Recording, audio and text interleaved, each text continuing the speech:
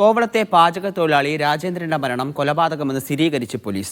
അയൽവാസിയായ പ്രതി രാജീവിനെ Kovalam police arrest ചെയ്തു. സ്വന്തം അമ്മയുമായി രാജേന്ദ്രന് ബന്ധമുണ്ടെന്ന സംശയത്തിലാണ് കൊലപാതകമെന്ന് പോലീസ് പറഞ്ഞു.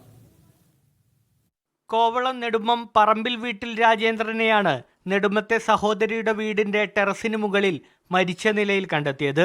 സിറ്റിയിലെ ഒരു ഹോട്ടലിലെ കുക്കായിരുന്നു രാജേന്ദ്രൻ. പോസ്റ്റ്മോർട്ടം നടത്തിയ ഡോക്ടറുടെ സംശയത്തെ തുടർന്നാണ് പോലീസ് അന്വേഷണം ആരംഭിച്ചത്. കഴുത്ത് ഞെരിച്ച് കൊലപ്പെടുത്തുകയായിരുന്നുവെന്നാണ് കണ്ടെത്തൽ. തന്റെ അമ്മയും രാജേന്ദ്രനും തമ്മിൽ ബന്ധമുണ്ടെന്ന് സംശയിച്ചാണ് കൊലപാതകമെന്ന് രാജീവ് കുറ്റസമ്മതം നടത്തി. രാജീവിന്റെ അമ്മയും മരിച്ച രാജേന്ദ്രൻ ഇവിടെ തമ്മിൽ എന്തോ ഒരു അഫെയർ ടൈപ്പ് അയാൾക്ക് സംശയമുണ്ടായിരുന്നു.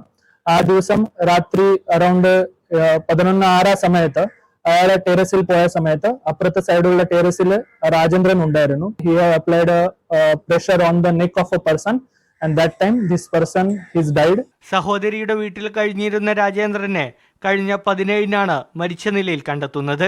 മൃതദേഹത്തിന് 2 ദിവസത്തിലേറെ പഴക്കമുണ്ടായിരുന്നു. കഴുത്തിൽ പുറമേ നിന്നുള്ള ബലപ്രയോഗം നടന്നിട്ടുണ്ടെന്നായിരുന്നു പോസ്റ്റ്മോർട്ടം നടത്തിയ ഡോക്ടറുടെ നിരീക്ഷണം. മീഡിയ 1 തിരുവനന്തപുരം.